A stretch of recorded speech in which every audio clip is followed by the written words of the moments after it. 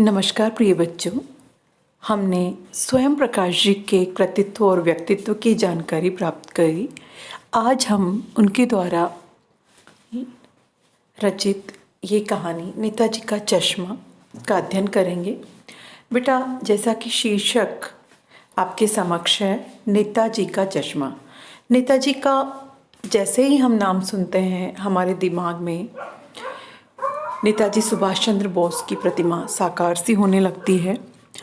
और बिल्कुल सही समझ रहे हैं आप लोग, पाठ का संबंध कहीं न कहीं नेताजी से अवश्य है। तो प्रारंभ करें हम इस कहानी को। कहानी जो है देशभक्ति की भावना को रूपायित करती है और बताती है कि देशभक्ति आखिर किस भावना का साकार प्रतिरूप है। क्या देशभक्ति का जज्बा सरहद की रक्षा करने वाले हमारे जवानों में है, या देश का हर एक व्यक्ति देशभक्ति की भावना से सरोबार है। तो आइए प्रारंभ करते हैं नेताजी का चश्मा कहानी। हावलदार साहब को हर 15वें दिन कंपनी के काम के सिलसिले में उस कस्बे से गुजरना पड़ता था। कस्बा बहुत बड़ा नहीं था जिसे पक्का मकान कहा जा सके।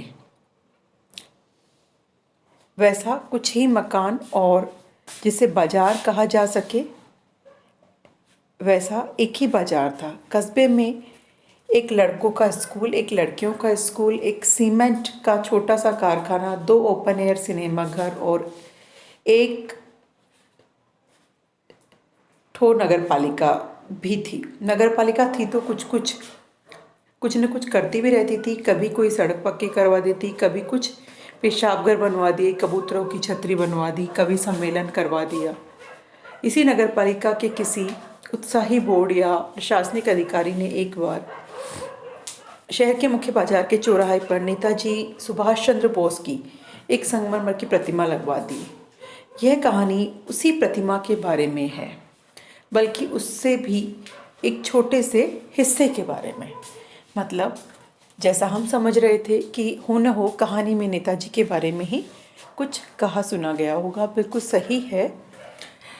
इसमें उस कस्बे की नगर पालिका द्वारा लगवाई गई नेताजी की संगमरमर की एक छोटी सी मूर्ति के बारे में है। तो देखिए, पूरी बात तो अब पता नहीं, लेकिन लगता है देश के अच्छे मूर्तिकारों की जानकारी नहीं होने और अच्छी मूर्ति की लागत अनुमान और उपलब्ध बजट में कहीं बहुत ज़्यादा होने के कारण काफ़ी समय उहापोह और चिट्ठी पत्री में बर्बाद हुआ होगा, और बोर्ड की शासनावधि समाप्त होने की घड़ियों में किसी स्थानीय कलाकार को ही अवसर देने का निर्णय किया गया होगा। और अंत में कस्बे के इकलौते हाई स्कूल के इकलौते ड्राइंग मास्टर, मान लीजिए मोतीलाल जी, को ही ये काम सौंप दिया गया होगा, जो महीने भर में मूर्ति बनवाकर पटक देने का विश्वास दिला रहे थे।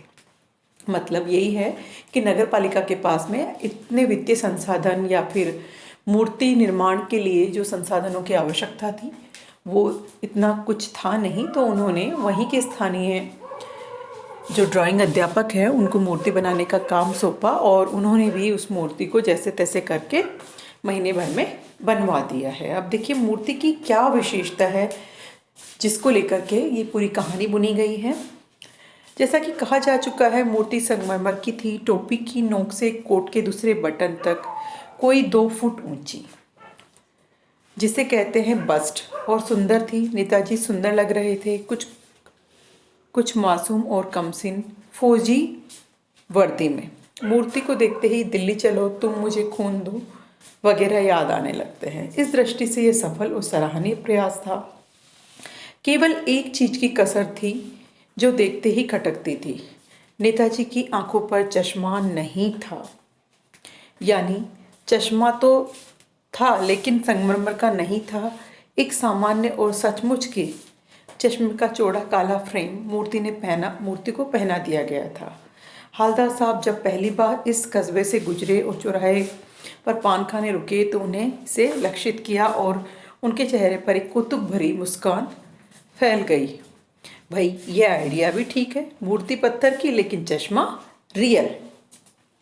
देखिए, मूर्ति के बारे में जैसा बताया गया कि किसी स्थानीय कलाकार ने उसे बनाया है और उपलब्ध संसाधनों की जो है ठीक से प्राप्ति न होने की वजह से मूर्ति उतनी नहीं बन पाई जितनी बड़ी और जैसी होनी चाहिए थी। यहाँ तक कि मूर्ति जो है उस पर चश्मा भी नहीं लगा हुआ था, उस पर रियल चश्मा लगा हुआ था। और यही बात, या कहें कि इसी बात को केंद्र में रख कर के पूरी कहानी का ताना बाना बुना गया है। हवलदार साहब जैसे ही उस काले फ्रेम के चश्मे को देखते हैं वे आश्चर्य से भर जाते हैं और कुतूहल और अधिक बढ़ता ही चला जाता है। तो ये कहानी का प्रारंभ है, आप इसको ध्यानपूर्वक अध्ययन करें। धन्यवाद।